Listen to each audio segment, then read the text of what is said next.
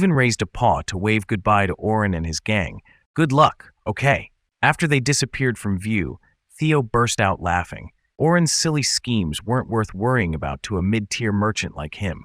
Let that fool go ahead. Good luck, and see you on the 99th floor. The 99th floor was once again under siege by corrupted ents of all shapes and sizes. It seemed that until they could find the root monster causing the spread, this issue would continue for a long time. The farmers on the tower were used to it by now. Behind Kwang and Kwang was a fortress built from the remains of previous corrupted ents. The red bear mother and cub stood outside, brimming with energy as they prepared to face the incoming horde. There were no minotaurs coming to help today. It wasn't their turn to assist on the fields after winning at rock, paper, scissors. Only the key figures of the farm were out fighting. Seijin stood on top of a pile of dried tree corpses, looking down and roughly counting about 50 small corrupted ents and 20 larger ones. They seemed even fiercer than before. Seijin suddenly realized that these bastards were targeting flame. It was the only tree at Seijin's farm, imbued with magic, which must have attracted these monsters from the west. Regardless of whether it was the flame or not, Seijin had to protect his farm. He raised a bowl of red locust tomato soup, made by a recipe that was certified by the system, much like how one might take a drink before heading into battle. He invited everyone to drink up and prepare for the fight. Seijin, the black rabbit, and the red bear mother and cub downed their locust soup in one go. Kwang was given a whole basket of soup, which looked like just a cup in the bear mother's hands. As they drank, the system popped up with a message. You have consumed a combat food, red locust soup. Strength increased by 7.1 for the next 30 minutes. Satiation is maintained for the next 3 hours. Seijin wiped his mouth, letting out a satisfied sigh. Thanks, second poison queen bee. Behind him, the queen bee carried away the wooden bowl, doing a great supportive role. Let's go and show them what we can do. Seijin drew his dagger, standing behind Kwang with the black rabbit gripping its hammer tightly. It let out a determined squeak, confident with the bear mother backing them up. Under Seijin's command, the four of them charged forward, immediately engaging in combat with the corrupted ents. Kwang, now grown and battle-hardened, could fight as a team with her mother. He could take down individual monsters on his own while protecting Kwang from behind, forming a nightmare duo against the larger corrupted ents. Seijin and the black rabbit spaced themselves about 5 meters apart, swinging their dagger and hammer precisely to strike the smaller corrupted ents. Though they were small, they had to be quick and accurate, since the little corrupted ents were incredibly agile. After many battles, Seijin no longer feared the fray. His slashes were both decisive and precise, cutting down 2 or 3 corrupted ents at a time like it was nothing. The black rabbit's skills had also noticeably improved. Its hammer strikes were strong enough to halt the advance of larger corrupted ents. From a distance, the sound of bam bam echoed satisfyingly as a few more strikes brought down a large corrupted ent right next to Seijin, nearly scaring him out of his skin. Before he could react, the carnivorous fruit's malicious eye flashed, and it swung a root directly at Seijin. It was too fast and too close for him to dodge. He could only watch as the root shot forward, shocked that these monsters could not only leap but also launch roots as weapons. Claw attack! Something whizzed past Seijin's face, making him shut his eyes tight in reflex. To his surprise, it was Theo, who had just unleashed a sharp slash that cleanly severed the root in an instant. The cat's eyes gleamed like a fierce warrior's as it charged at the corrupted ents, shouting, "I won't let you off, you bastards!" Theo roared with fury, its eyes shining like headlights, making the corrupted ent realize how foolish it was. It only intended to kill that human, not knowing that he was the president of the traveling Meow Merchant Guild. Theo once again used claw attack, swiftly slicing the massive corrupted ent into pieces with lightning speed. No one could have imagined that Theo could attack and take down an entire corrupted ent so effortlessly. It didn't even seem tired. A few seconds later, Theo landed, surrounded by nothing but the shattered remains of the unfortunate corrupted ent it had just torn apart. Seeing such a small cat possess the strength to destroy a corrupted ent that usually only the giant red bear duo could handle, everyone now understood why Theo could stand outside Iona's tent, hands on hips, demanding rights for the Silver Wolf tribe. Seijin was both excited and incredulous that Theo not only saved him, but did it so smoothly. He rushed over to the cat, intending to thank it for saving his life, but Theo's mouth was already grumbling, calling out to the chairman, "Who the heck are these guys, huh?" Seijin tried to explain as briefly as possible. As soon as he went downstairs, "These bastards barged in. They are corrupted trees." He was so flustered he babbled on, "I also discovered an apple tree called Flame in our cave." Too much information at once, and none of it made sense, causing Theo to furrow his brow, not understanding a word of what the chairman was saying. "Can't you explain things one at a time? What's the rush?" Swoosh! A small tree spirit seized the moment to leap at Seijin. His rambling had caused him to drop his guard against these creatures, fearing an ambush. No matter how skilled Seijin was, he was still just a farmer. He didn't have the instincts of a regular warrior, nor could he remain calm enough for that. But once again, it was Theo who acted. The cat used its claws to swipe upward, slicing the tree spirit into several pieces in one smooth motion. Its eyes didn't even blink. Big tree spirits were nothing, so what chance did this little one have? But Seijin was still scared, biting his lip to keep from screaming. Quickly regaining his composure, the chairman and his employee stood back to back, deciding to take care of these pests first before talking more. Theo immediately went into battle mode. Not only was the cat unafraid, its eyes were sharp, tracking every movement of the monsters. Yet, it didn't rush into the fight. While Seijin was busy slashing at a few near his feet, Theo opened a spatial pouch and stuck its head inside, rummaging for something. "Oh, right. I brought along an item that might help. Take this." Seijin didn't understand, his brows knitting as he quickly glanced back to ask what the cat was doing. "Didn't we agree to fight first and talk later? What are you up to?" But when he turned around, he saw the cat smiling, presenting a tightly wrapped object for him to inspect. He vaguely recognized the shape as a weapon, and a look at Theo's face confirmed it. "This item really caught my attention, you know." The cat's eyes gleamed with pride and anticipation, urging Seijin to open it, and of course, he got the hint. Theo was a merchant cat with a sharp eye for valuable goods, just like the straw hat on Seijin's head, which it had brought back in a similar manner. Without delay, he shouted, "Aileen!" Seijin wanted to have the dragon girl check out what this was since he didn't have time, and some items had restricted viewing rights. Aileen quickly responded via message board, "I'm watching," making him smile. He swiftly handed the item to her, and she teleported it to the tower. As soon as it was in her hands, Aileen conjured a blue orb around it, slowly appraising it. A notification board popped up, informing him that the tower manager had used the appraisal skill on the axe. Another board appeared, stating that he had completed a quest, and a cherry tomato vanished from Seijin's hand. Naturally, that was a quest Aileen had just created, exchanging a cherry tomato for a reward from the tower manager. Light gleamed as sunlight struck the edge of the newly forged hatchet. In Seijin's hand now was a solid metal hatchet, flawlessly cast, shining without a single blemish. The handle was wrapped in wood, perfectly sized for the user, and most importantly, the blade was sharp enough to cut through anything it touched. The system notifications kept rolling in. The reward for completing the quest was the appraised hatchet. "You have obtained the Great Warrior Wukka's throwing hatchet." Seijin grinned with satisfaction, the confidence that came with holding a premium item slowly spreading across his face. Looking at the strangely named weapon, Seijin muttered under his breath, "The Great Warrior Wukka's throwing hatchet, huh?"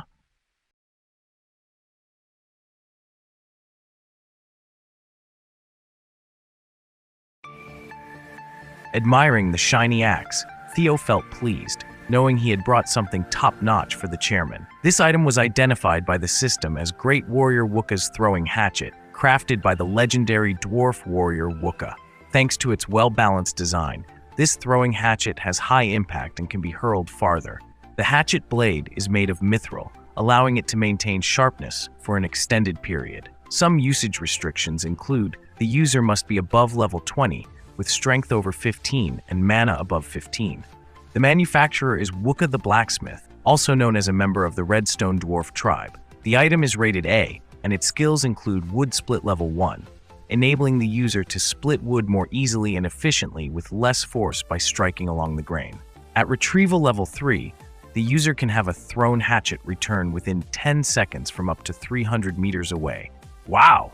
Examining it in his hands, Seijin wondered how he would use its skills now. The item's name sounded so impressive, Great Warrior Wukka's throwing hatchet. At that moment, Black Rabbit was caught tightly by a corrupted ent, unable to use his hammer and frantically calling for help with constant piak. The farmer, too far away, hesitated for a second before forcefully gripping the hatchet handle with his right hand. There was no time left. He had to try. Sejun flung the hatchet with all his might, so hard that his straw hat flew off. The hatchet spun steadily in midair, flipping multiple times before slicing past the smaller corrupted ents and embedding itself into the one holding Mook captive. A sharp crack rang out as the tree split cleanly in half, freeing the black rabbit instantly. The system immediately alerted. You have attacked a corrupted ent. Attack increased by 1.5 points. Wood split level 1 activated. You have successfully split wood. It turned out corrupted ents were counted as a type of wood for splitting. The hatchet lodged right in the middle of the carnivorous tree's eye, creating a fracture that made it shriek in pain. In a split second, its massive trunk split into two, crashing down with heavy thuds. Black Rabbit had just landed and couldn't even assist before the job was already done. The noise was so loud that the red bear mother and cub fighting nearby turned their heads to look. One of the dead corrupted ents crushed several smaller ones nearby, flattening them completely on the ground. Even Kwong couldn't believe his eyes. Lord Sejun split that tree in half with just one strike? Not even the bear mother could do that, so it was natural to be suspicious. But Kwong was already shouting in excitement, "Wow, Dad, you're amazing!" The red bear cub clenched its fists and praised endlessly. Dad is no longer the weakling who runs away. His joy soared, reaching its peak, fueling his limbs to move even faster. Charging into a swarm of corrupted ents, Kwong pounded on the enemies with rapid thud-thud sounds. His dad had gone from a weakling to a weakling who could defeat a corrupted ent. Kwong felt absolutely thrilled. His arms and legs moved at full capacity, as if he were singing and dancing in celebration of his dad, rather than fighting monsters. Even Sejun was amazed at his own handiwork. Holding onto his straw hat firmly, he placed it back on his head without taking his eyes off the scene before him. Wow, what incredible power! Just as expected from the item's name, huh? The system then popped up to congratulate him. You have defeated a corrupted ent's large branch scout. You have earned 500 experience points. Sejun clenched his fists in excitement, just like Kwong. The hatchet could easily split a large branch scout of the corrupted ent. And who brought the item back? Sejun lifted the orange cat, ignoring its squirming, and planted kisses all over its head. Theo, this little orange cat is pretty. Never before had the chairman acted like this, even during a battle. Let me go. This is a fight, not cuddle time. Before Theo could finish, the two of them noticed a massive shadow closing in, while Sejun's face was still buried in Theo's fur. A giant corrupted ent was leaping to squash them in a matter of seconds. Confidently, Sejun raised his hand and commanded, "Retrieve!" The hatchet lodged in the tree's trunk twitched as if it had ears, wriggling its handle free before spinning rapidly, just like when it was thrown. The hatchet gleamed as it sliced through the tree with a loud crash before neatly landing back in Sejun's hand with a crisp snap. He gripped the weapon as if he had practiced this move dozens of times, all while holding the cat tightly with his other arm. Seeing the corrupted ent crash to the ground, Theo finally understood why the chairman had been smothering him with kisses. Both man and cat beamed with joy. There was nothing left to fear from these shriveled, corrupted ents. Facing them head-on, Sejun taunted, "You're all going to die. I'll show you the real strength of a tower farmer from now on." With Theo perched firmly on his straw hat and claws ready, they prepared for battle. "Chairman Park, I'll back you up. Meow. Let's go, Theo the Mighty." With claws outstretched, Theo charged alongside Sejun, both filled with excitement and not an ounce of fear towards those glowing red eyes. The battle had only just begun. Who knows how much time passed, but piles of rotting wood were stacked everywhere, carved from the fallen corrupted ents. The Minotaurs had arrived to help with the cleanup, using large hatchets to chop the corrupted ents into pieces, like winter firewood. Some even swept the area clean, while the original fighters had already descended into the prehistoric cave. "Sir Sejun, we're almost done cleaning up, Moo. I'm off to plow the fields now, Moo." A minotaur shouted down from above as Sejun splashed water on his face after a long day of fighting. With their massive size, the minotaurs had finished the work faster than expected. Sejun wiped his face and smiled gratefully. "Take it easy." Then he slumped down onto a rock behind him, groaning, "Oh, my body. My entire body aches after fighting all night." He looked more like a worn-out old man than a young fighter. Clearly, Combat was more exhausting than he had anticipated. With some free time on his hands, Seijin opened his status window to check his current state. Seeing level 25 next to his name made him overjoyed. He had leveled up quickly without even realizing it. Now that he noticed, his talent description read, easygoing criminal, friend of nature, and landowner. Aside from being a C-rank tower farmer, his stats like strength, endurance, agility, and mana hovered around 13 to 17. Not much difference, but they were the result of his hard work. What excited Seijin even more was that several skills had leveled up significantly. Seed sowing and harvesting and beekeeping were now at level 4, while cooking was at level 3. The seed storage and gathering skills were at level 2, with rain and thunder still lagging behind at level 1. But that was more than enough to make Seijin so happy he hugged himself shyly. Who would have thought I, an easygoing criminal, would have such an awesome status window? I'm doing pretty great, huh? Park Seijin, I'm proud of you. I even want to kiss myself. Just then a notification popped up saying, me too, right in front of his face, making him turn around in surprise as it blurred into a long ah sound. What's wrong, Aileen? What did you just say? The message board shook like crazy, leaving Seijin puzzled. It was quickly replaced by 2 other notifications, one from the tower manager saying there was nothing to worry about, and another suggesting there might be a system error with the status window. If you say so, Seijin muttered, still feeling something was off. The system and status window had never had issues before, right? Scratching his face in confusion, he decided to rest a bit longer before heading back to the fields.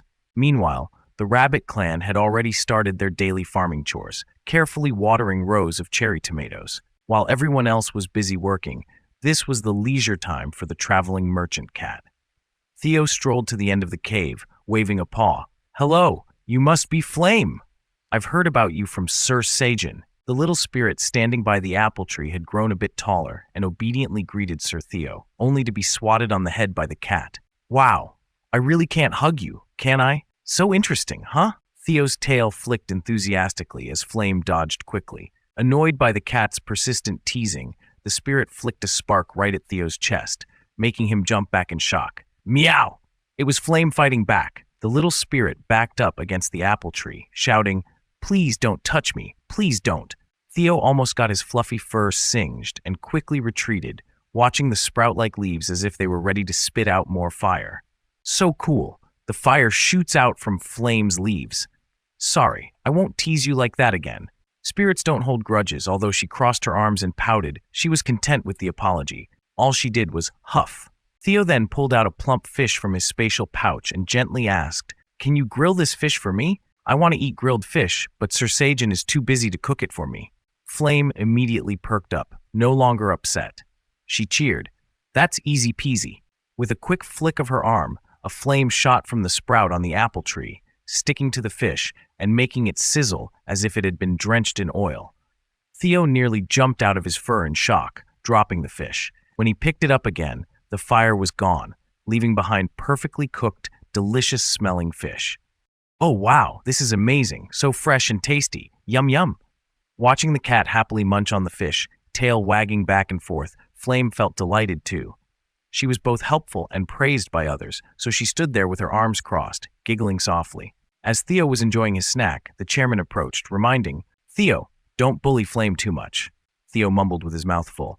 I didn't. See, she even grilled fish for me, see. Seeing the perfectly cooked fish in the fat cat's paws, Seijin smiled. I'm so proud of you, Flame.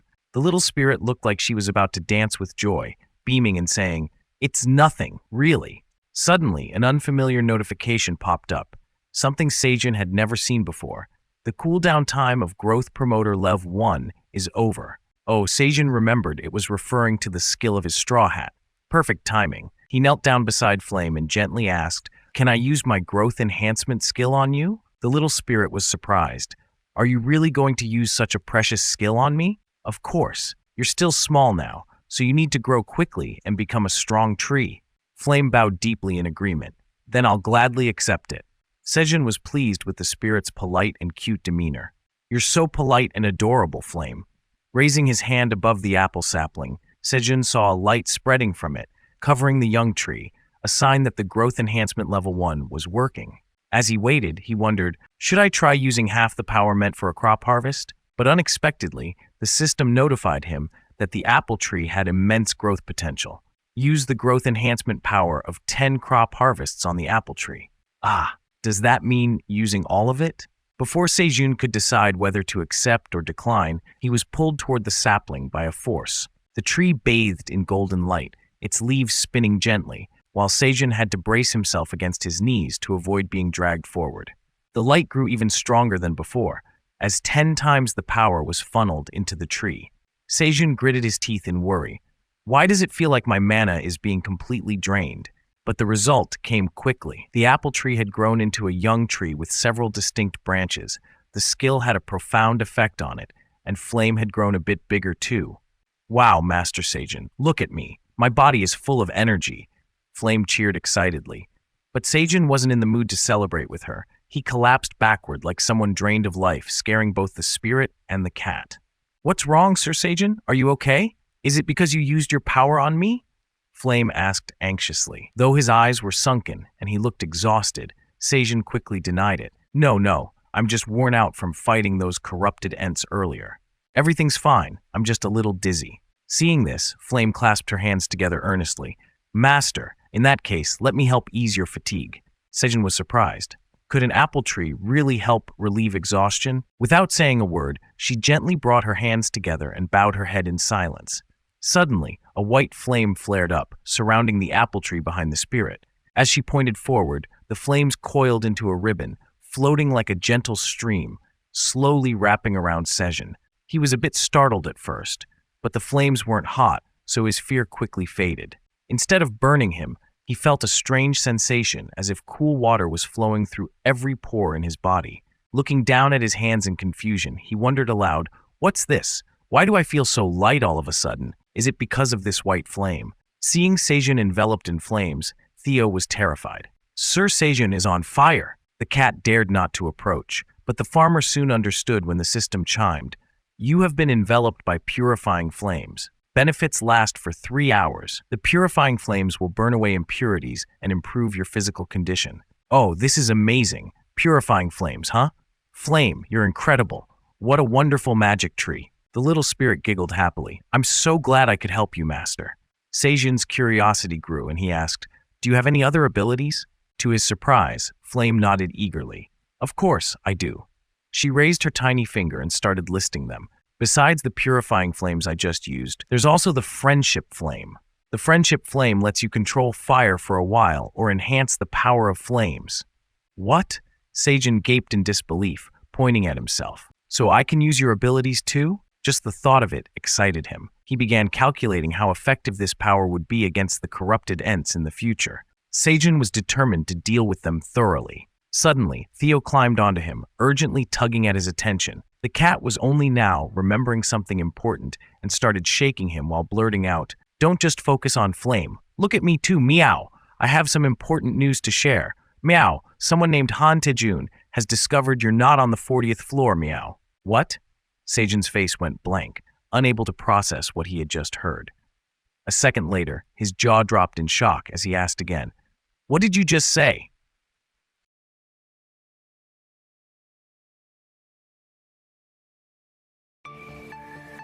In the prehistoric cave, after a while of listening in disbelief, Sejun's eyes widened as he asked the cat again, Han Tae-jun? Han Tae-jun is the strongest hunter in South Korea, and you're friends with someone like that? It's no wonder he was surprised, because making friends was just the beginning that led him to discover that Sejun wasn't on the 40th floor. With a docile manner, the cat then added a confident smile. But don't worry, the three of us have signed a confidentiality agreement to keep your secrets safe.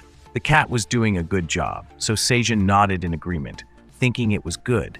However, what puzzled him was that Dongshik turned out to be Tae-jun's disciple. Although it was a bit tangled, it was actually good for his family in South Korea, right?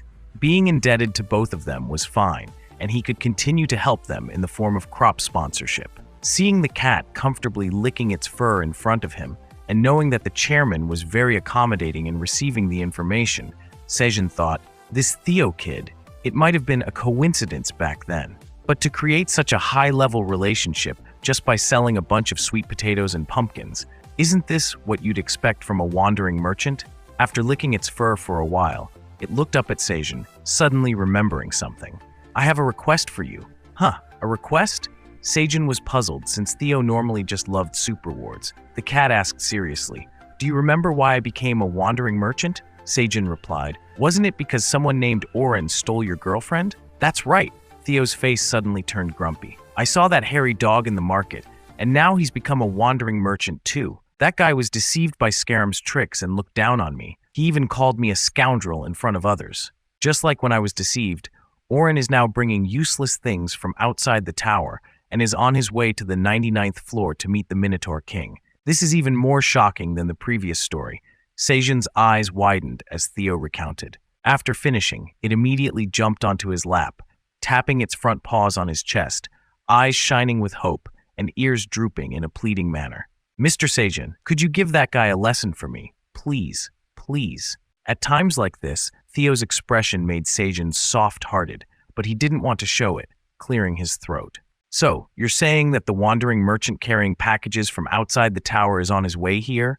Theo's claws spread out, clinging to Seijin's scarf, indicating yes. Suddenly, a wicked smile appeared on the farmer's face, like when he recruited more workers for the capital. Not knowing what he was thinking, he mumbled, this is getting interesting, isn't it? Without knowing the directions on the 99th floor, it's easy to get lost in the desert area in the middle of the bear's forest and the Minotaur's territory. The cat's paw prints on the barren ground with no trees made its owner sweat profusely, sticking out their tongues and panting heavily. No matter how mild the weather in this black tower was, walking for hours under the scorching sun made the journey seem distant. Wiping the sweat from his chin and looking far ahead where the wind blew through the mountain ranges, Oren was confused.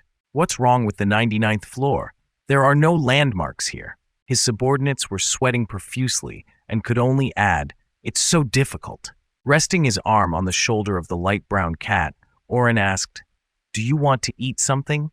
I'm hungry. In a place without a single blade of grass to ask someone what they wanted to eat, the cat still answered, there's nothing to eat here, Mr. Oren, and we can't buy anything either. After paying for the merchant registration and buying a lot of stuff, we spent most of the remaining money on Scaram's goods and even more on liquor because we were having fun. That's why we couldn't afford the essential travel items before arriving here. The third cat collapsed on the ground, trembling and lamenting. We're about to starve to death here. Sob, sob, sob. Oren snapped at him. Stop crying. As long as we sell the goods, it will be fine. Do you two think I can't earn 1,000 tower coins here? He ordered. Go to the Minotaur King and ask for some food and water. Naturally, when they go to a poor place to sell items, they should treat us well. Look at the map. How far is it from here? Staring at the paper map provided by Scaram, the brown cat replied, it will take about 2 to 3 more days of walking from here. What? Oren's tail stood up in shock, gripping tightly and asking urgently, 2 to 3 days? What can we do? The map shows that. The cat silently looked at its master, while its companion huddled up, trembling and crying. It's over. We're doomed. Suddenly, a faint sound from afar reached their ears, making the cat's alert ears turn and look immediately. A plump rabbit was pushing a cart with something that made a soft clinking noise, followed by a less plump rabbit carrying a basket as large as itself. As they got closer, the cry became clear and distinct. Water here, selling water here, sweet, pure water to quench your thirst. Pika. Under the sunlight, nearly a dozen bottles of water glistened, looking extremely refreshing and tempting, which made Oren and his companions rush over as if they had found a lifeline. We're saved! Just the thought of someone selling here was enough to make them feel saved. Hey, give us some water! In that basket full of green onions was all water, enough for the 3 cats to drink until they were full. The rabbit with the cart lifted a bottle of water and smiled invitingly. Each bottle of water costs half a tower coin. Huh? Oren's eyes widened in shock. Why is it so expensive? However, his attitude deflated immediately when the cart rabbit replied, it's extremely hard to get water here, my friend. Don't you see? The group felt dejected. There wasn't even any grass growing here, so where would the water come from? Not to mention the occasional white bones of some creature that looked a lot like a cat. Well then, Oren sagged his ears, truly thirsty. But the problem was that all 3 of them were out of money, and even though the water was right in front of them, they couldn't buy it. The cat behind moaned, I want to go home. Sob, sob. Suddenly, the cart rabbit asked, are you wandering merchants? guests of the Minotaur King? Taken aback for a moment by the unexpected question, Oren casually adjusted the badge on his chest and replied with a puffed-up attitude, "That's right. We are on our way to sell rare and hard-to-find items to the Minotaur King." Unexpectedly, the plump rabbit proposed, "Pika, I didn't realize you were distinguished guests. Then, we'll let you buy on credit." Oren's eyes brightened immediately. Of course, there was no reason to refuse. But instead of handing over the bottles, a piece of paper was pushed right in front of Oren, with each of them getting a copy. They all looked at it, confused. "Ah, this is a promissory note for unpaid bills. You have to pay 10 times the amount if you don't settle the debts within 3 days." The rabbit spread its hands like a traitor, making Oren jump in indignation. "What? Is this a scam? 10 times the amount? It's unreasonable, can't you see?" The cart rabbit said, "The 99th floor is a harsh place, very hard to survive here, so we have to do this. We've encountered many people who've run away without paying. Or you can pay with your bodies." Just saying that, the arrogant young master frowned in disbelief. Pulling out a blue feather pen, Oren signed the paper immediately, his mouth open in disdain.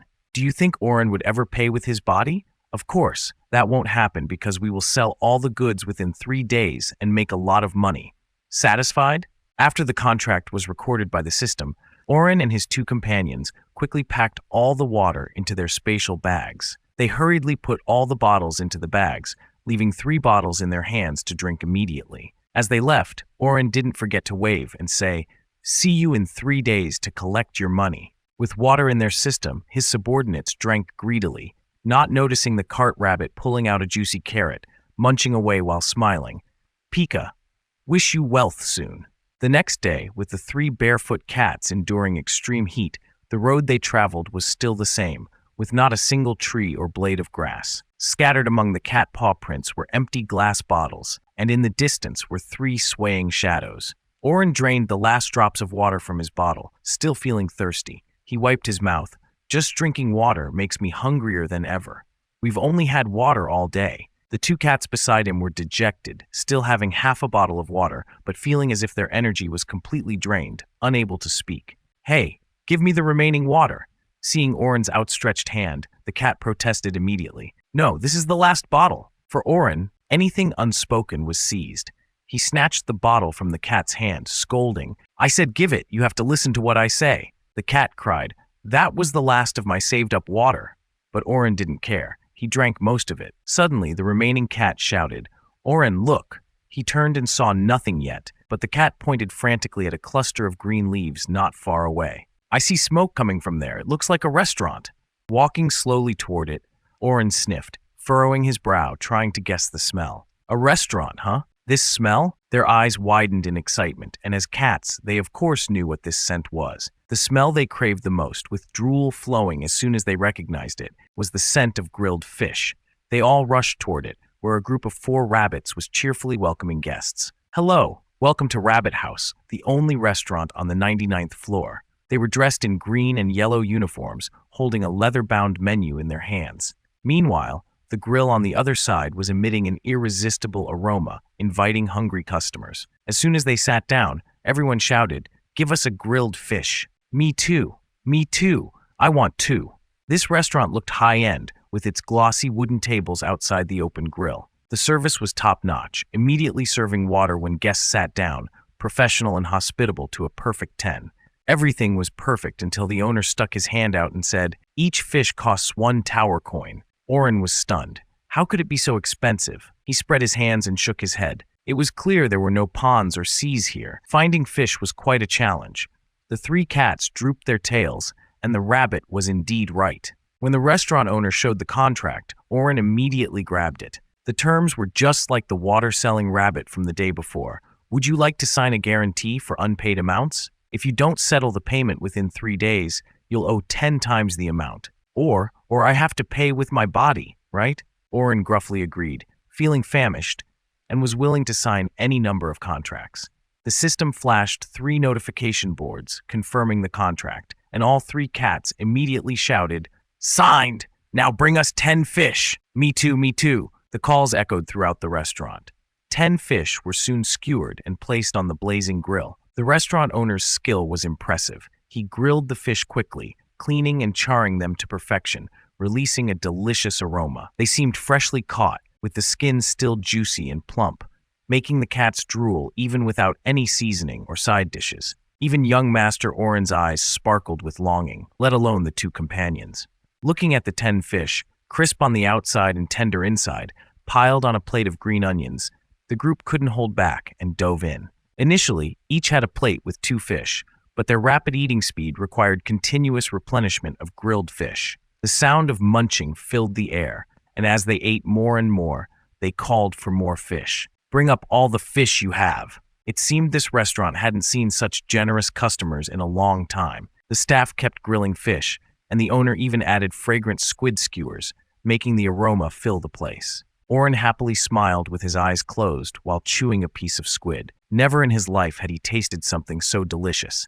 They continued eating, consuming a mountain of green onion plates until they were completely stuffed. The restaurant even thoughtfully laid out a green onion mat for customers to rest after eating. The 3 of them lay back, ignoring the staff cleaning up, stretching and complaining. "We're so full, our bellies are about to burst." Oren lazily looked up at the sky covered by green onions, feeling sleepy but still remembering their important mission. "Now we need to sell goods to the Minotaur King." The 2 cats beside him yawned. "Oren, can we rest for a while? I'm so sleepy." With full bellies, their eyelids drooped. Even the black cat began to squint. He agreed. "Okay, just a little nap, only an hour." The sleepiness hit them so fast that all 3 fell into a deep sleep almost immediately. After a long journey, finally having a hearty meal, it was no wonder they were so exhausted they didn't notice the rabbits cleaning up, standing around the snoozing cats. "Good night, you guys," one hand holding his girlfriend, the other waving affectionately. And the rabbits didn't know anything. The snoring continued regularly. Another day passed on the 99th floor, and the sunlight shone directly on Oren's face, making the cat cranky and toss and turn uncomfortably. Of course, the rabbit house had been cleared away by now. He rubbed his eyes and sat up, wondering why his eyes hurt so much. The drowsiness made Oren not look around, but his younger brother, now awake, was looking up, trembling as if seeing something very frightening. "Brother, oh Oren, we've got a big problem." The huge face of the Minotaur, not far away, was still puffing smoke from its nostrils, startling Oren and making him scream in fear. To make matters worse, the Minotaur's wrinkled fur on its head looked extremely intimidating, making the cat want to jump up in terror. Surrounding the 3 cats were 3 massive Minotaurs staring at them, making all 3 so scared they unconsciously sat on their own tails. This was the first time they had seen a Minotaur up close, having only heard about them from those who had seen them before. It was said to be the strongest monster in the tower. No wonder the cats huddled together in fear. One Minotaur spoke up, asking if they were the ones searching for the Minotaur King. Tears streamed down Oren's face as he put on a pitiful look and shakily held up the badge for the Minotaur to see. "We are the traveling cats. Please don't hurt us." The 2 brown cats beside him clung tightly to their heads, trembling and unable to even speak, leaving Oren to make the presentation himself. We have the traveling merchant badge here." The Minotaur stood up so tall it seemed like it could block out the light. To Oren's surprise, the Minotaur then commanded them in a booming voice, "Follow me, I'll take you to the Minotaur King." Oren's fear vanished instantly, replaced by a look of relief and excitement. How lucky were they that they were being led straight to the Minotaur King? The Minotaur's domain was not far from where the 3 cats were sleeping. As they walked, they saw a stone with horns glowing in blue light. At the stone pedestal leading to the glowing blue area stood a majestic figure with sturdy horns and a flowing cloak. The entire Minotaur domain looked very solemn, with 2 rows of Minotaurs standing straight, welcoming the wandering cats who were trying to muster the courage to step inside. The wind here blew fiercely, making the Minotaur King's intimidating presence even more pronounced. Placing his hand on his staff, the Minotaur King announced loudly, "Are you the ones searching for me, the Minotaur King?" The forceful presence made the 2 other cats unable to open their eyes, their heads bowed in fear. Oren's earlier bravery disappeared when faced with the Minotaur King. Just a snap of his fingers could end the lives of the 3 cats. With a trembling voice fighting against his fear, Oren clutched his bag and forced himself to speak. "Yes, Minotaur King, we've traveled from afar to sell rare and hard-to-find items to you." Oren's legs were shaking, and only he could manage to speak in full sentences. Here are the items from outside the tower," the Minotaur King, with a deep voice, responded. Items from outside the tower, you say? I'll have an expert verify whether the items you're selling are truly rare. With a flourish of his cloak, revealing two legs coming from behind, the Minotaur King introduced with solemnity, I'm pleased that he is here at this moment. This is the Great Black Dragon. The cats huddled together in fear, peeking out at the so-called Great Black Dragon who stepped forward. With his hands on his hips and a trademark grin under his straw hat, it was none other than Seijin.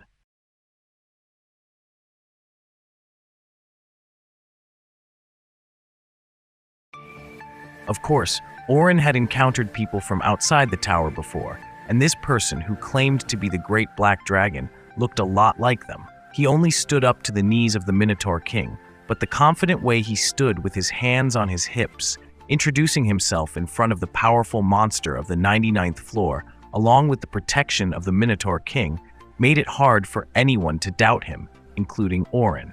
Could it really be the Great Black Dragon? Orin gaped in astonishment. What kind of wind could have brought the Great Black Dragon here? This little black cat never thought he'd get to meet the Great Black Dragon in person like this.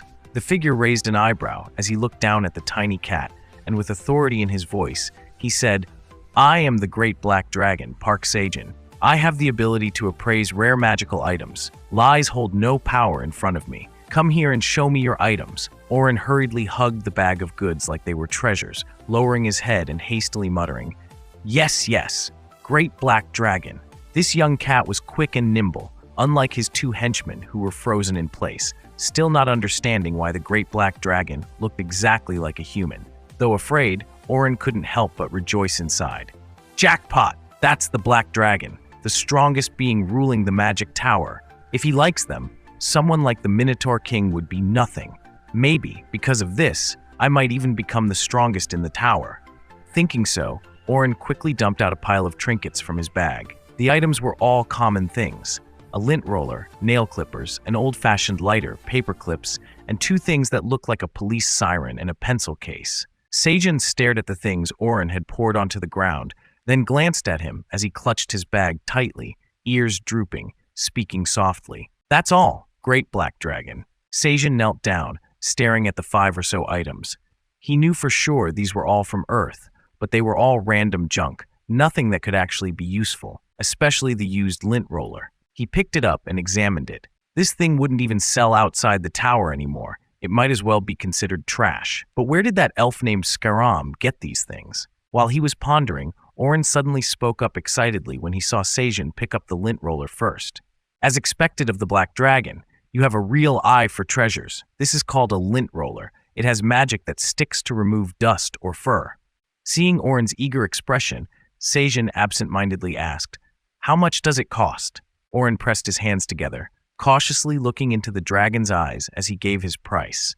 50 tower gold coins. As Seijin shifted his gaze from the lint roller to the insolent black cat, Orin's henchmen whispered to each other from behind. Didn't he buy that from Skaram for 5 tower coins? Brother Orin is amazing. He's not afraid at all, even standing in front of the Black Dragon, still confidently hiking up the price like that. Not hearing a response, Orin became even more confident in his tone. Though still bowing, his attitude had shifted. He chuckled inwardly. Maybe I've got a knack for being a merchant, huh? So, Orin grinned and repeated, What do you think, Black Dragon? Would you like to buy this item? This is a magical item from outside the tower, so it's very rare to see it here. Under his straw hat, Seijin let out a long, tired sigh. When he looked up, his gaze bore straight into Orin, terrifyingly intense. I've already told you that lying doesn't work in front of me, haven't I? He knew for sure the cat was lying about the price it had bought the item for from that scammer, and he also knew this thing had no magical abilities whatsoever. Peeling off the outer layer, Seijin pinched it between his fingers and pulled it apart, showing the cat. Look, there's no magic here at all. This is just a consumable product with sticky paper that can be peeled off. There are plenty of things like this on Earth. Tearing the sticky sheet right off, Seijin crumpled it in his hand, angrily concluding, In other words, this is just trash. Not a single item here has any magical power. Orin was so shocked he forgot who he was even talking to. No way. I'm sure I heard they were imbued with magic. Maybe the Great Black Dragon made a mistake. Yeah! As soon as the words left his mouth, Orin quickly covered his own lips. He realized he just made the grave error of suggesting the great black dragon had been wrong. The cat's eyes widened with fear. His spirit almost left his body when the Minotaur King's hand slammed onto the ground, smashing the stone floor into pieces, sending Orin flying, still covering his mouth to stifle his scream. The Minotaur King's eyes turned bloodshot, teeth clenched in a menacing snarl. "How dare you accuse the great black dragon of lying?" Below the Minotaur King, Sejun remained in place, frowning as he glared at the three cats, clearly displeased. They were so terrified by the Minotaur King's strike that they almost wet themselves, some sitting, others kneeling before the fierce gust of energy radiating from it. But since everyone was focused on the Minotaur King, no one noticed Sejun's face turning pale. I almost passed out." The sheer force of the Minotaur King's hand slam almost scared the life out of poor Sejun. He couldn't do anything but stay frozen in place. Thankfully, the cats were already groveling on the floor, begging for forgiveness, so they couldn't see his face. Orin, trembling so hard his words were barely coherent, stammered, No, everything the great black dragon says is true. Please forgive me for deceiving you, great black dragon." His two henchmen behind him had their hands up, shielding their heads and foreheads, acting as if not seeing the situation would make it hurt less. At that moment, Orin's mind flashed back to what Theo had told him. Damn it, that cat was right. He shook with a mix of fear and fury. Scarm really was a scammer. I've been tricked. But right now, what mattered most was survival. He trembled, unable to say anything beyond begging for mercy. Please, at least spare our lives. Unexpectedly, before they'd even pleaded for long, the great black dragon nodded in agreement. I will spare your lives, however. You all have incurred quite a bit of debt on your way here, haven't you? It immediately lifted its head, surprised, and asked, Pardon me, how do you know that? Sejun crossed his arms, frowning as he watched it act with natural sincerity. I happen to run several businesses inside the tower. Everything you've eaten and drunk came from my store. Orin could hardly believe it, even in his wildest dreams. He had been connected to the great black dragon for days, ever since he first arrived at the 99th floor. Behind him, suddenly, the rabbit merchant approached, unnoticed. Both the water-selling rabbit and the restaurant owner appeared. In the hand of Rabbit Scythe was a piece of paper and a pen, and he read aloud confidently. If I multiply the cost of the water and all the food you've ordered by 10, you owe about 500 tower coins. Moreover, I also need to charge for the lodging and even a cleaning fee for littering in the wilderness. As Rabbit Scythe quickly listed the figures, he waved his hand, finalizing the number on the paper. As for bricks, the total comes to about 100,000 pieces. Looking at the rabbit, Orin was confused. Bricks? What bricks? He widened his eyes. Just hearing about the 500 tower coins had been enough to traumatize him. Now, why was it being converted into bricks? Just then, the Minotaur King lowered his shaggy head and repeated a very familiar phrase. If you cannot pay with money, you must pay with your bodies. Orin found it familiar, but he couldn't quite place it. He was led to the brick-making area of the 99th floor to see firsthand what it meant to repay with labor, making bricks. First, they used a wooden mold, pressing it into the mud to shape it. Then they lifted the mold, revealing a neatly squared block of mud, perfectly sized. The process of pressing mud into the mold was repeated continuously until there were stacks of 18 bricks, arranged in 2 rows of 3 for the minotaurs to carry away. With their large bodies, one minotaur could carry 3 stacks of bricks using a wooden yoke. The minotaurs were well organized in their tasks, and their skill ensured that each mud brick was quickly stacked in place. Some minotaurs, more experienced, even produced 6 bricks at once using a larger mold.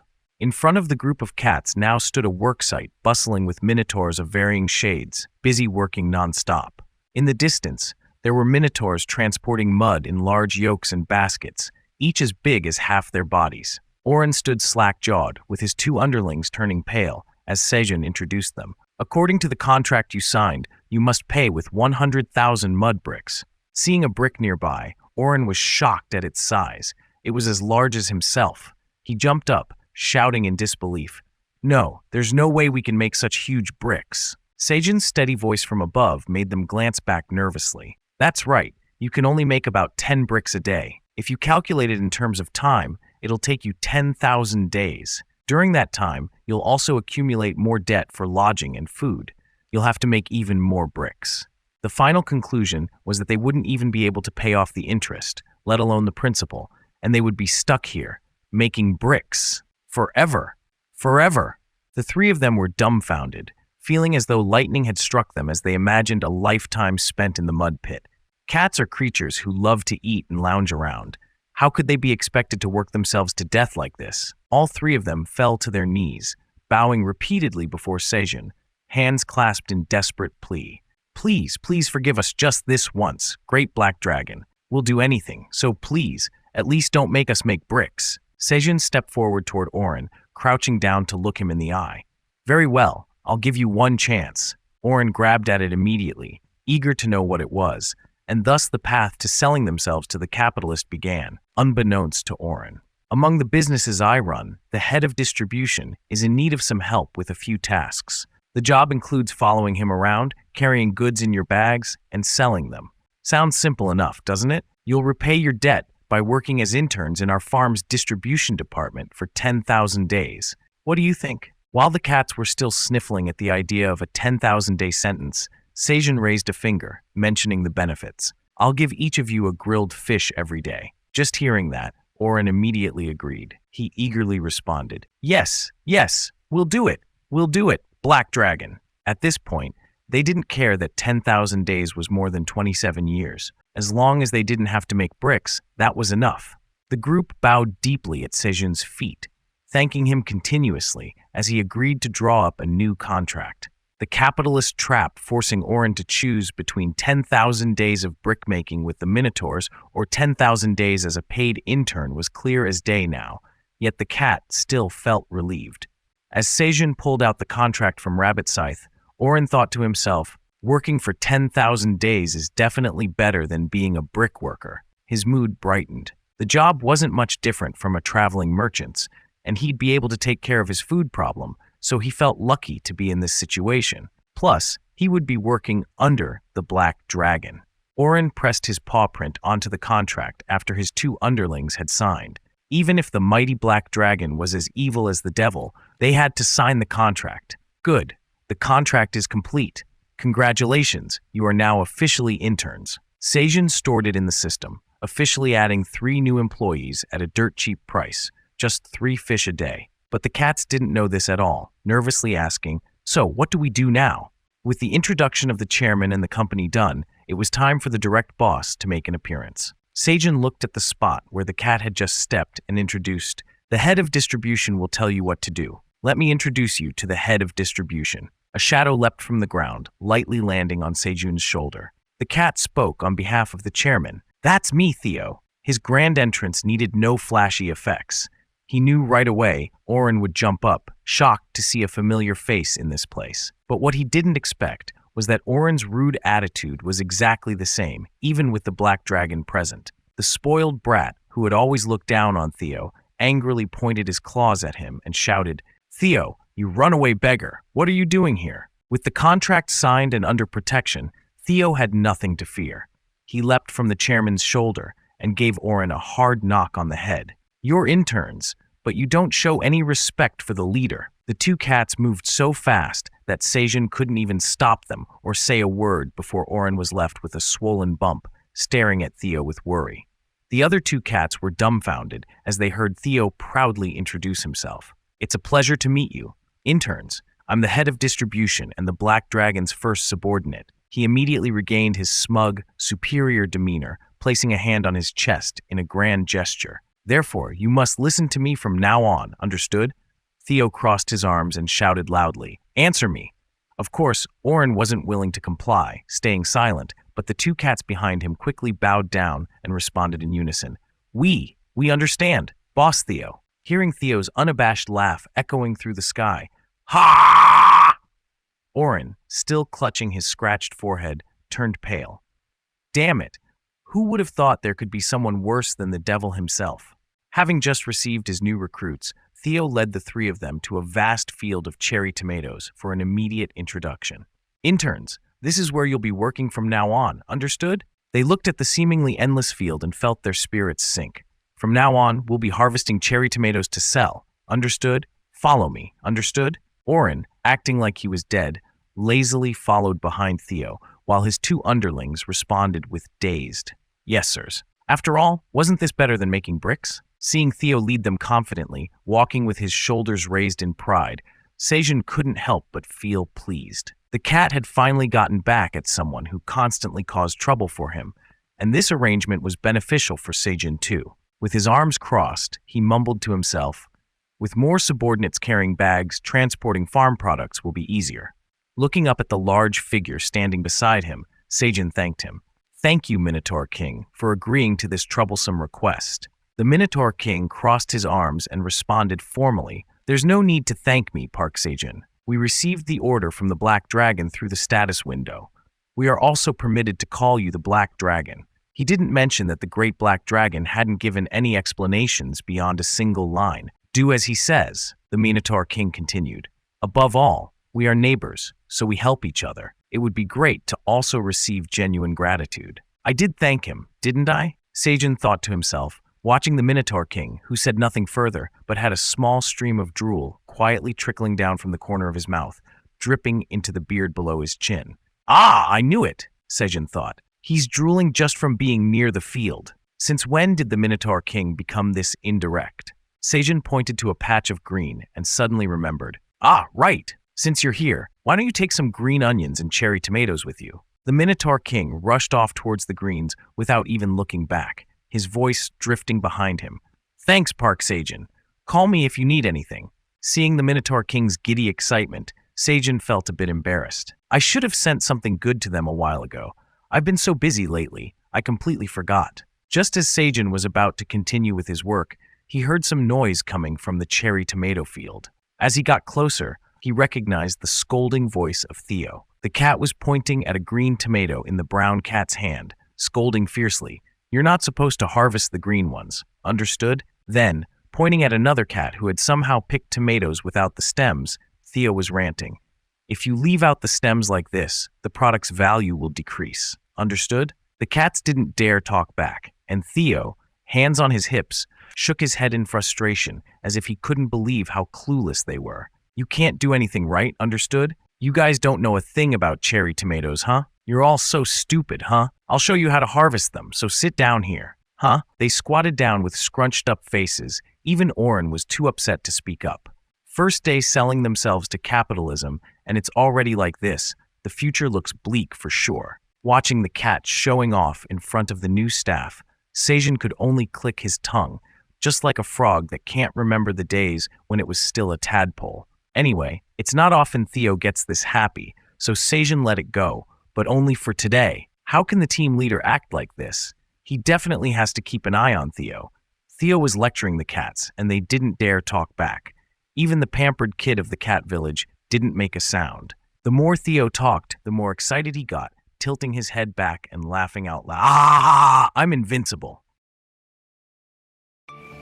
A new day dawned on the bright cherry tomato field. The yellow cherry tomato flowers were crowded together with green leaves, and the ripe red tomatoes ready for harvest looked so beautiful, in complete contrast to Oren's sulking face. The cat was carefully picking each tomato, placing them gently in its palm while lost in thought. Its movements were so slow, as if it was afraid of hurting the tomatoes, all because it couldn't stop thinking about how Theo turned out to be a subordinate of the Great Black Dragon. It pulled a tomato off the vine, then looked up at the sky, dazed. And here I am, Theo's subordinate, and forever a slave. Though they say 10,000 days is only about 27 years, who knows if cats can pay off their debt within that time? Or worse, if the debt piles up, it might take several lifetimes to clear? Smack! Oren's black head got slapped by an orange paw from behind, so hard it almost lost its balance. Who the heck was that? It clutched its head, glaring up with a furious look, ready for a fight. But Theo's face wasn't any less intimidating. Hands on hips, the orange cat shouted at Oren. "Hey, intern Oren, why are you spacing out, Nia? Didn't I tell you to come quickly when I call, Nia?" Still hurting from the slap and now being yelled at, Oren forgot all its previous thoughts and lunged at Theo, grabbing the cloak and yanking hard. "What the heck? You bastard!" The orange cat let itself be dragged like that, not because it was scared, but because it had backup. Out of nowhere, the Silver Wolf Chief appeared, baring its teeth and glaring down at the black cat, casting a shadow over the ground as if ready to chomp down on the insolent feline at any moment.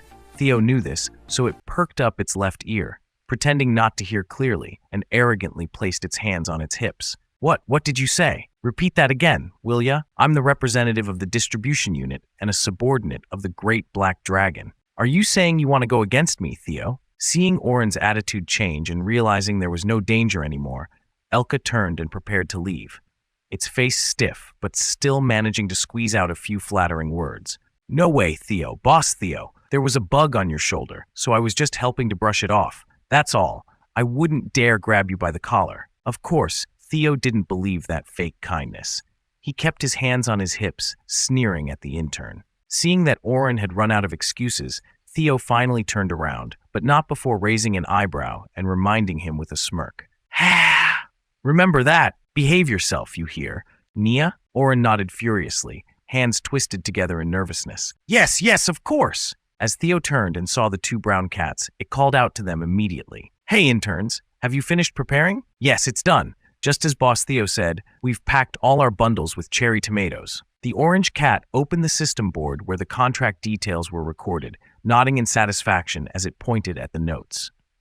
Intern Mark packed the fastest, and Intern Jeff replied first. I'll shorten your contract by 1 day each.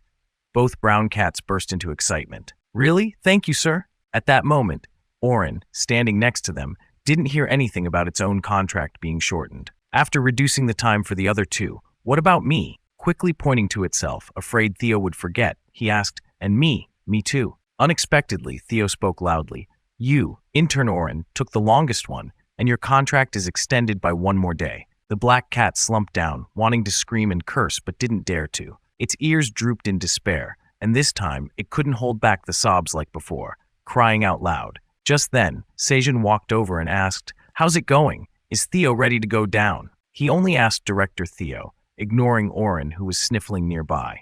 Meanwhile, the orange cat's face lit up as it confidently placed its hands on its hips and replied, Yes, we're ready to go right now. Theo took the opportunity to complain to Sejin. These cats' bundles are old type, so they couldn't pack much. Sejin handed everything over to Theo to handle, since they were Theo's interns after all, and simply smiled, saying, If they do well in the future, just upgrade it bit by bit. Got it, Theo said, suddenly remembering something. By the way, where are you going, Sejin Nim? This was a perfectly normal question for Theo before heading down to the lower floors. Theo had witnessed how fragile this human was, especially with those plant monsters running rampant, so it was very concerned about the chairman's safety. Unexpectedly, Sejin cheerfully replied, I'm heading to the Western Forest. That was a place Theo had never been to before. It blinked up at the chairman, asking again, Western Forest? Then it suddenly remembered, isn't that where the plant monsters appeared and came this way? The group made their way to the border between Kwang's territory and the farm area. Theo led the group, consisting of 3 cat interns and 3 silver wolves who came along as bodyguards. Sejin was fully equipped, bringing Kwang and Kwang's mother along, intending to say goodbye to everyone before they went their separate ways. At some point, Theo had leaped onto Sejin's shoulder and was now using its 2 front paws to press Sejin's cheeks together, making the human stare directly at it. Theo loudly asked, Are you sure you'll be okay without me? Won't it be dangerous, Nya? When there was no answer, Theo squeezed even tighter and barked, Answer me, Sejin Nim. Sejin was baffled, with his face being squished by the cat. He didn't need to explain anything. Didn't Theo see the 2 figures standing right next to him? Kwang and his mother are coming with me. I wonder if your excessive concern is an offense to them. Kwang even transformed back into his original form, crossing his arms and pouting at Theo. What do you mean by that? Are you saying I can't protect my father well enough? Sejin knew that the cat was only worried about him, so he didn't get angry. He gently touched the straw hat on his head, proudly saying, Besides, I have a secret weapon, remember?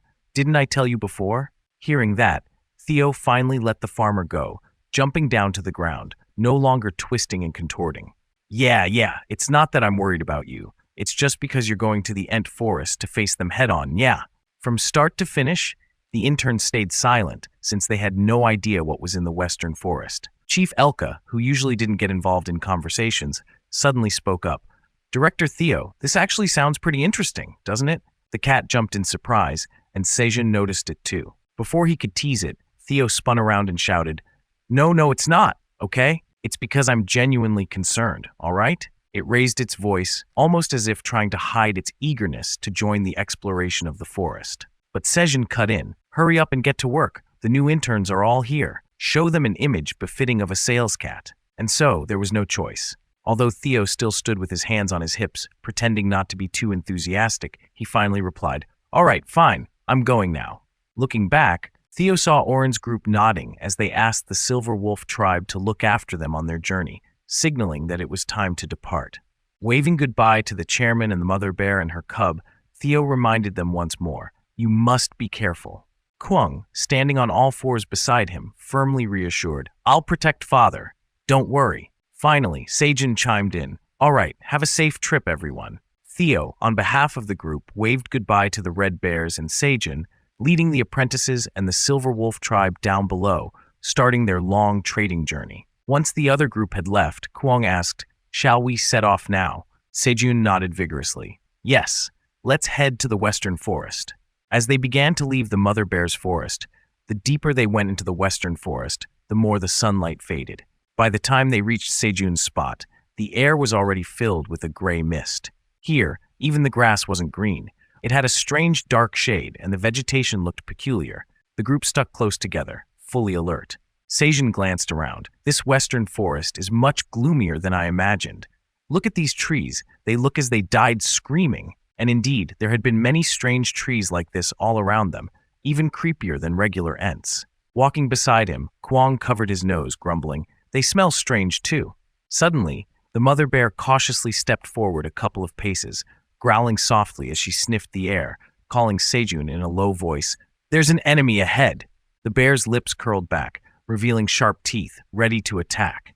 At that moment, Sejun began hearing low growls coming from within the forest.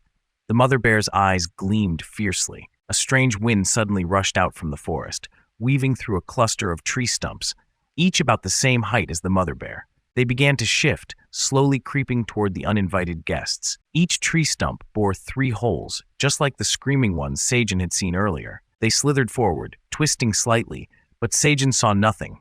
Apart from the faint noises ahead, it was too dark for his eyes to make anything out. Looking left and right, unable to see a thing, Sejun confusedly asked, "What's going on there? I can't see anything." He stepped forward, intending to take a closer look, but Kwang's huge hand held him back. "It seems like only the mother bear can sense the danger. Don't go any further. Just stay here." That's when Sejun noticed a large tree root that had been half a meter away now suddenly rising up, with a sharp snapping sound as its roots tore free from the ground. Startled, Sejun jumped back. "Whoa, you scared the life out of me." Suddenly, a squishy slurping noise echoed through the air. From the grotesque holes in the tree trunks, tentacle-like roots slithered out, twisting like tendrils. All the tree ghosts ahead simultaneously sprouted tentacle roots, swiftly advancing toward the group. The eerie scene erupted all at once, filling the forest with a hissing sound like a swarm of venomous snakes charging in. As they drew closer, with better visibility, the system announced that these were corrupted, rotten guard ants. Without further explanation, it was clear they were somewhere between the sizes of the 2 types that had attacked the farm before, only now with an even more revolting appearance due to their severely rotted trunks. Kwang, who had been covering his mouth the entire time, now realized that the stench came from the writhing mass ahead, making his nausea even worse. "Father, I'm not feeling well." Sejun didn't dare look back, his face pale with fear. "What are these things, zombie trees?" By the time they realized it, the group was already too close. Suddenly, the nearest zombie tree lashed out, shooting its tendrils from the holes in its body. They were disgusting, covered in moldy green, but they moved at a terrifying speed. The mother bear decisively swatted one down with a powerful blow, smashing it into pieces across the ground. Sejun stared in horror, realizing he had just narrowly escaped death. The zombie trees quickly changed their target, ignoring the human and instead launching their tendrils from their holes toward the massive bear. They were longer than expected, and in no time, they coiled tightly around Kwang's neck. The mother bear's claws couldn't tear them away in time, her right arm already wrapped 3 times. The tendrils squeezed tighter, trying to pull Kwang down. Sejun shouted in panic, "Mother Kwang!" Realizing waiting was pointless, he grabbed the brim of his straw hat, cursing in frustration. "Damn it, looks like I'll have to step in now." Throwing away his precious straw hat, which he would normally never part with, Sejun quickly grabbed the 2 weapons strapped to his side. One was a gardening dagger, and the other was a warrior's axe from Wukka. Whoosh! a small flame suddenly appeared, floating atop Sejin's brown hair, as if it had been lit there all along. Along with the flame, holding two powerful weapons in hand, Sejin crouched low, ready for battle. Here comes my secret weapon. The flame of friendship is about to make its move. But suddenly, thud, Kwang's massive hand pressed down on the farmer's head as if flipping a power switch, leaving Sejin stunned for a few seconds. "Oh, Dad, your head's on fire!" The bear frantically rubbed his hands over the flame, trying to put it out, puffing and blowing with his mouth.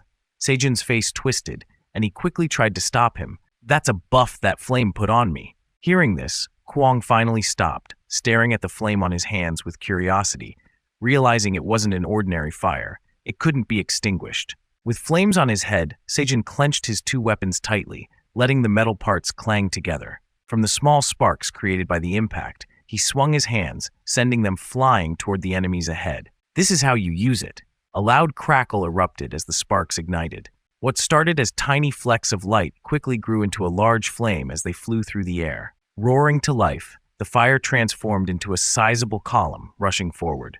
Sejin grinned in triumph, watching as the flames shot straight to the roots of the crawling zombie trees. In no time, the fire spread rapidly, engulfing all the zombie trees in a fierce blaze. Though they had no mouths to scream in pain, the sight of their hollow eye sockets melting in the flames showed the intense destruction. The tendrils were quickly sucked back into the holes, and soon enough, the mother bear was freed, watching in relief as the trees turned into a sea of fire. The zombie trees flailed within the growing inferno, and Sejin was delighted. "Amazing! They're burning!" Putting his straw hat back on, he shouted, "Mother Kuang, let's retreat!" While both bears stood bewildered, unsure of why, Sejin's face turned pale as he warned, "If we don't do this right, the fire might spread to us." Without further hesitation, Kuang, along with his son, carried Sejin on his back and bolted out of the forest. Behind them, the zombie trees didn't seem to follow, but Sejin remained in a state of panic. Seeing the black smoke rising up to the clouds, he tightly clutched his straw hat, feeling lucky to have escaped. "Damn it, that was close. The fire spread even faster than I thought." The western forest might have been gloomy, but the trees were either rotten or dry, making everything catch fire even more fiercely. Holding his straw hat down with one hand and gripping onto Kwang with the other to avoid falling off, Sejin called out, "Kwang's mom, a bit faster, please?" Just then, Kwang shouted, "Look ahead, Sejun Nim!" He immediately lifted his head, thinking they were close to the exit since there hadn't been any obstacles coming in. To his surprise, another group of zombie trees with pale green, decaying bark had already blocked the way. They crowded together, rushing toward their target in unison. The tendrils were the most troublesome, and once they got close, it would be hard to avoid being entangled. Suddenly, Kwang lifted his head and asked Sejin, "You can still use the skill from earlier, right?" Sejin quickly responded, "Yes, I can." "Why?" But the mother bear didn't reply, continuing to run without slowing down, glancing at her son running beside her. "Kwang, get ready. You can do it, right?" The young bear furrowed his brow with determination, boldly answering, "Yes, I can." Not knowing what was about to happen, and with the enemy now dangerously close, Sejin immediately rubbed his two weapons together, shouting, "Burn, baby, burn!"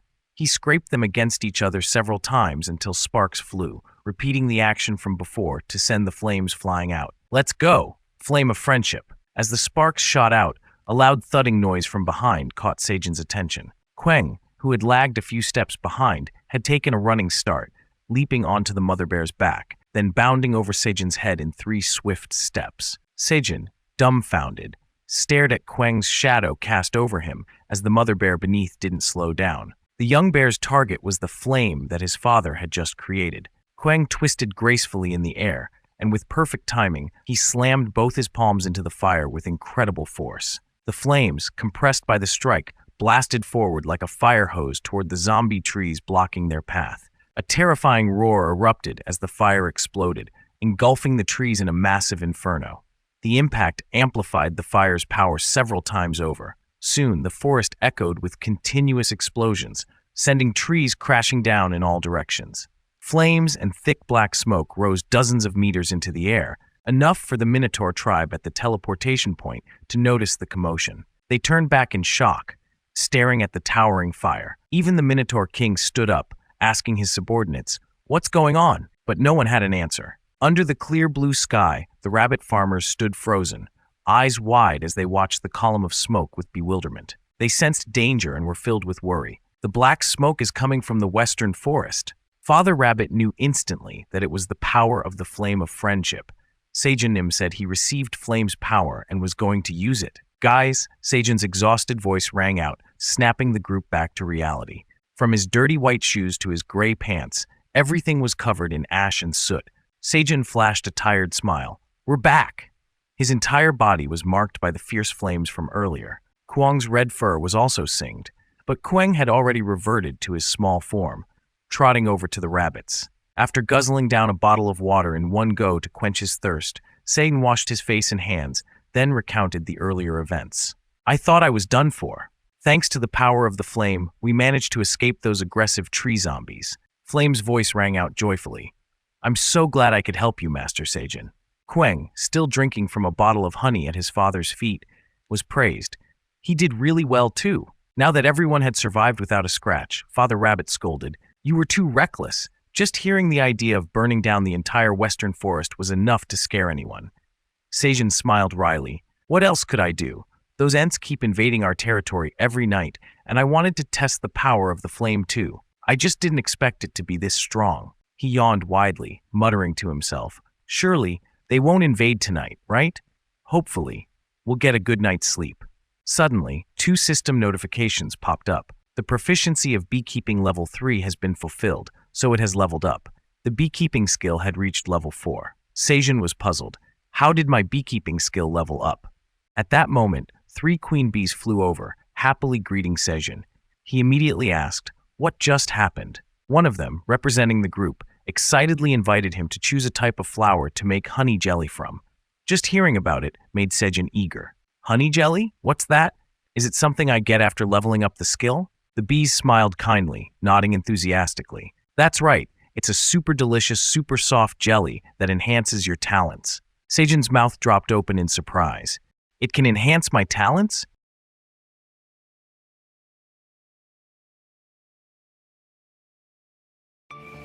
In the Black Magic Tower, under the rocky cave ceiling, there stood a massive structure made of stone. Clearly, this was not meant for humans, as it was enormous. In the hot spring area, there was a soft rustling sound of a fluffy white bath sponge, as soft as clouds, scrubbing against the dragon's skin, accompanied by a girl's relaxed voice. Today, I didn't take you out to farm under the scorching sun.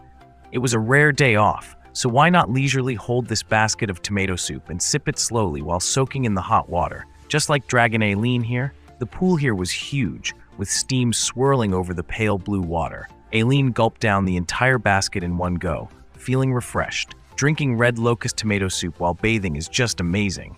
Aileen spread her wings behind her, feeling how easily she could control them. She wondered, Today, my body feels light. Have I grown a bit taller? It seems like my wings have gotten bigger too? Thinking about her rapid growth, but still feeling it wasn't enough, the dragon leaned over the edge of the bath, resting her chin on her hand with a sigh. I really hope my dragon heart can grow stronger and mature soon. Then I can leave this administrator area. Just thinking about it made Aileen's large tail sway excitedly back and forth. Lately, she could only fly short distances, always circling the management tower. The thought of soaring grandly under the blue moonlight made Aileen's face flush red. Hiding her face in her hands, she squirmed with joy, thinking, Ha ha! If I show Park Sejin my polymorphed appearance, he'll definitely fall flat on his back out of shock. As soon as she mentioned the farmer's name, the orb lit up with a faint humming sound like a phone vibrating. Aileen glanced towards it, remembering that a few days ago, Sejin had mentioned checking the apple tree's ability today, right? The dragon grabbed the towel in her hand and walked toward the orb, still dripping wet, without bothering to dry off. He had mentioned something about the flame of friendship, right? Maybe I should go take a look? She was feeling quite cheerful when suddenly a sharp pain pierced through her heart. Aileen gasped, unable to scream before her dragon form collapsed onto the ground with a deafening thud. She writhed on the floor, sweating profusely. My body. It hurts. My dragon heart. It hurts so much. Aileen felt the agony consuming her body, as if she was on the brink of passing out. I can't faint like this, she thought, trying to crawl forward, whimpering softly. Help! Help me! Her breathing grew labored, and her body became so heavy that she could barely move forward. Her trembling dragon arm reached out toward the glowing orb, but she couldn't quite reach it. In her mind, only one name echoed, Park. Park Sejun, she called out, but he couldn't hear her. Gradually, her vision blurred, the image in front of her becoming hazy. Aileen collapsed, barely 2 meters away from the orb, losing consciousness before she could touch it. She lay there for a few seconds before the orb suddenly flashed wildly, emitting continuous ringing sounds like an old-fashioned phone. The system panel displayed an urgent message. The tower manager's life is in danger. The Black Tower's emergency system had been activated. The system was now requesting assistance from the last person to contact the tower's administrator, and the image of that person appeared in the orb. Park Sejun, still unaware of the dragon's plight, was sitting and laughing with some kids on the farm. It was a cheerful day in the prehistoric field, as the bees were busier than usual today. The queen bee hovered above, ordering them to gather as much nectar as possible from the golden cherry tomato field, since more nectar was needed for a new item. The buzzing of the bees was soothing to the ears, and once each bee had collected enough nectar, they followed the queen's lead, forming it into a thick block and trying to shape it into a small square. Very quickly, one of the bees managed to make one. They proudly showed their tiny jelly blocks to the queen bee, while the ones who hadn't learned yet gathered around to watch how it was done. It seemed like each one had to make a block of jelly by themselves. On the bustling and cheerful field, the bees worked happily, occasionally flying around Papa Rabbit to show him what they were doing. The system panel appeared in front of Sejun, detailing his special job skill, Beekeeping Level 4, with the following features. Having a beehive that can use beekeeping skills, a slight increase in the working range of the bees, a slight increase in the queen bee's egg-laying speed, a slight increase in the bee's honey collection speed, a slight increase in honey quantity, and a slight increase in pollination rate. Since the system notification, there were now some new lines added. You can produce special honey jelly with unique effects. Currently, honey jelly can only be made using nectar and pollen collected from a single type of flower. The current number of beehives is 3 out of 4. Sejun read the new lines over and over, muttering to himself, "Honey jelly!" The bees ahead were spreading out all over the cherry tomato field, while the black rabbit lay down with its legs crossed, taking a cozy nap next to the rock where Sejun sat. He was both amused and contemplative about the effects of the honey jelly, thinking, could it enhance talents? Previously, Sejun knew that, generally speaking, it was very difficult for an ordinary hunter to awaken their talents. But honing that talent and developing it to a higher level was an entirely different matter. As for Sejun himself, he knew that for people like him, those who didn't even have a simple talent, it required enduring extreme hardship and persistence over a long period to accomplish anything. And to become true craftsmen, you couldn't just solve it through sheer effort alone. Sejun understood why one's talent in the tower was so crucial. But here, the system was saying he could enhance his talent just by eating honey jelly.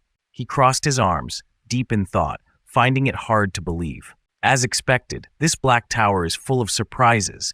Kwang, who had no idea how many bottles of honey he'd downed, looked up after hearing something about honey and jelly from his father and eagerly asked, "Eat what?" Just as Sejun was questioning the effects, the queen bee flew over with a handful of golden blocks. "Master Sejun, the honey jelly is complete." Kwang, seeing the wobbly jelly, burst into excitement. His expression matched Sejun's perfectly. The queen bee handed over so much jelly that the farmer had to use his straw hat to hold it. Nearly a dozen blocks were placed inside, making Sejun exclaim, "Wow, so much!" At his feet, Kwang's mouth was already drooling, and he eagerly called out, "Dad, that smells so sweet. I want to eat it." Sejun lifted the straw hat high to let the second-generation queen bee drop a large batch she was carrying, while shaking his head at Kwang. "No, son. Call the rabbit brothers over here. We'll all eat together." Of course, the little bear agreed right away, standing up quickly and shouting, "I'll be right back. Don't eat without us." The little bear ran off on all fours to gather the rabbit siblings, while the queen bee chuckled at his antics without him slowing down one bit. While waiting for Kwang to return, the queen bee would take the opportunity to make some more honey jelly. Sejun agreed. "I'll check the status of the honey jelly in the status window." The system recorded the full name of the item as Poison Honey Bee's Cherry Tomato Honey. The pollen and nectar from magical cherry tomatoes had absorbed many nutrients from the tower, which were skillfully processed by the poison bees through their unique method. This created honey with a delicate aroma and flavor. The sweetness was maximized by concentrating the honey. When consumed, mana-related talents are slightly enhanced. Producer, Tower Farmer Park Sejin. Grade C, shelf life 1 year. Sejin gaped, astonished. I can't believe this stuff can enhance mana-related talents. Is it because the jelly is made from magical cherry tomatoes? The black rabbit jumped onto the rock, clinging to Sejin's hand to peek at the contents inside the straw hat, while Sejin sighed deeply. But I don't have any mana-related talents, so eating this won't enhance anything. A bit disappointing. If we made jelly from the flowers of other crops, could those jellies enhance talents unrelated to mana? Just then, Kwang ran up excitedly. I've called everyone over. Behind him, the rabbits had gathered, including the golden-furred ones, led by their parents. It looked like a festival. Sejin quickly counted and saw that everyone was there, no one missing, so he stood up with the brimful straw hat in hand. We'll share 1 jelly per person. This is the first time the bees have made so many. After giving each of Kwang and the rabbits a jelly, there was still quite a bit left in the straw hat. Sejin picked one up for himself, eagerly anticipating the taste. What will it taste like? Holding the jiggly jelly with both hands like it was a treasure, Kwang said to Rabbit, I'm going to eat it so sparingly. Mook laughed and replied, That tiny thing? He bet the bear would gobble it up in 1 bite. Kwang realized Mook was right and immediately reached out to Sejin for another jelly. I need 1 more. 2 in each hand is just right for me. But Sejin laughed and said, No way, son. We still have to share with Aileen, too. Looking at the jelly in his hand, Sejin suddenly remembered that Aileen loved magical cherry tomatoes. She would surely love this cherry tomato honey jelly as well. Suddenly, he raised his voice and called out, Aileen, hey, are you listening, oi, Aileen? Usually, whenever there was a new dish, he'd get a message from the tower administrator right away. But today there was nothing, leaving Sejin feeling like something was missing. After calling out a few times, the system panel finally popped up right in front of him, making him both happy and surprised as he exclaimed, Aileen.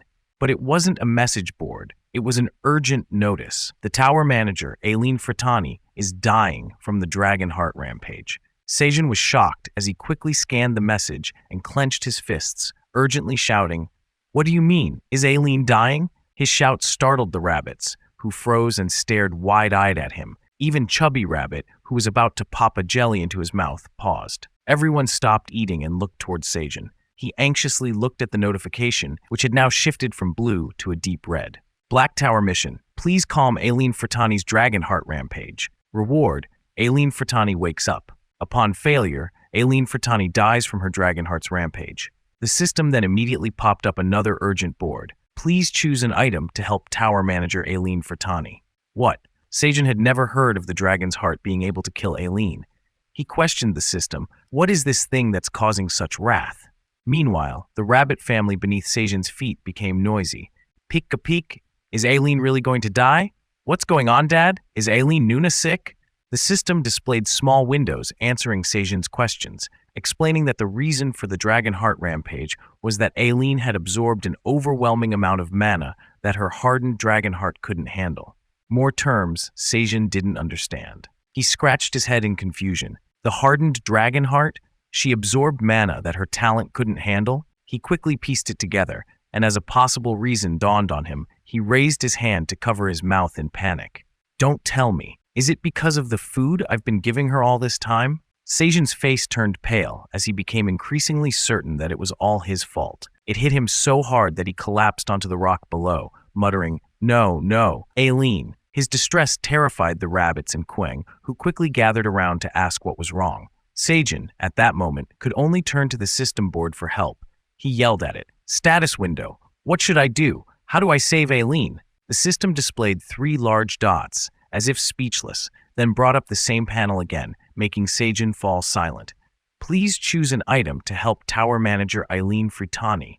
Suddenly, the status window added a sentence. You have an item that can do that. That line was like a lifeline, and Sejin's eyes widened as he stared at it. In his panic, he turned to the side and saw the straw hat full of honey jellies pushed toward him, not knowing when it had gotten there.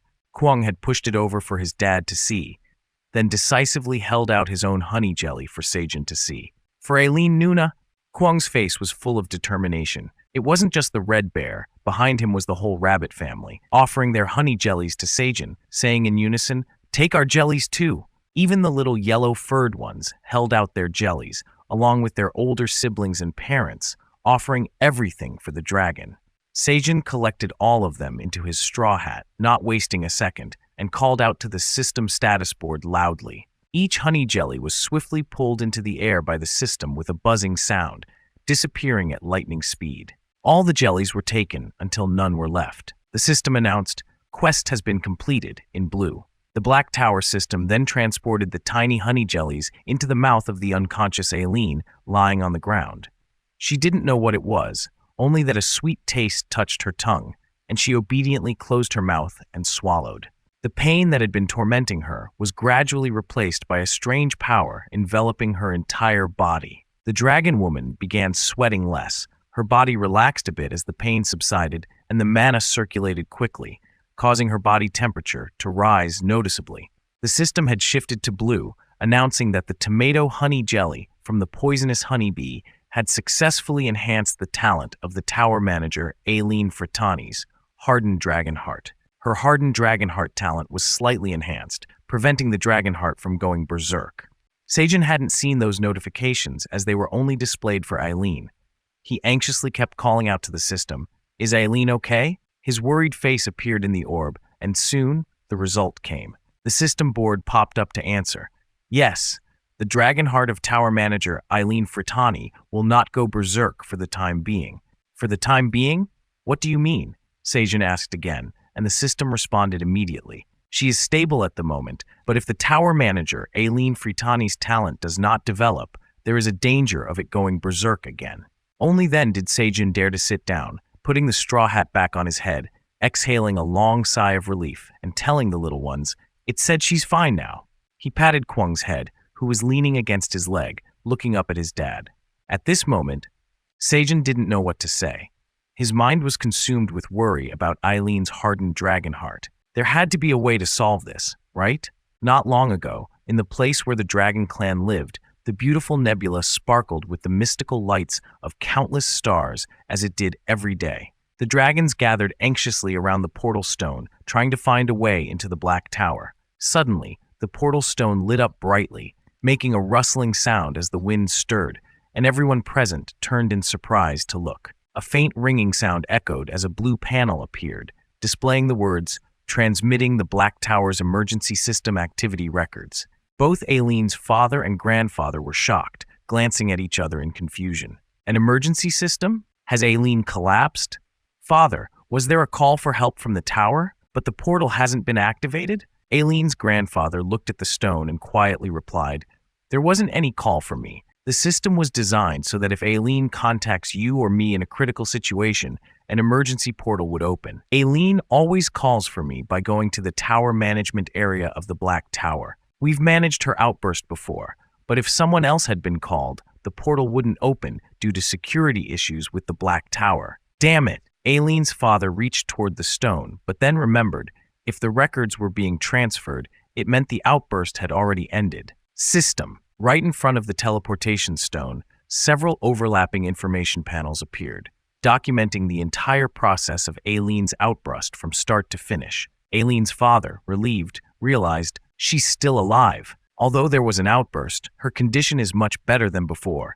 Even the mana supply of her dragon's heart shows a stable chart. Not hearing anything from his father, he turned around. Normally, his grandfather was very concerned about Aileen's health, so he should be thrilled to see this news, right? To his shock, his grandfather suddenly went into a rage, 3 bloodshot eyes flaring as his dragon claws extended, his hair flying wildly like Medusa's. The mana around him surged, startling Aileen's father. Before he could figure out what was happening, he heard his grandfather roar. "The last person she called was Park Se-jin?" His father looked like he was ready to bite someone's head off. Aileen's father, now even more panicked, thought, "Eek! We're in big trouble." Seeing the furious mana erupting from his father, the dragon form becoming more apparent by the second, he hastily searched for words to calm him down. "Father, maybe that person helped Aileen? Isn't the important thing that Aileen is safe and healthy? We need to quickly find a way to open the portal." Those words became pointless when the dragon's foot stomped down hard. Aileen's father turned pale, staying silent in fear. Park Se-jin was asked to help, but not me. The grandfather had fully transformed into his dragon form,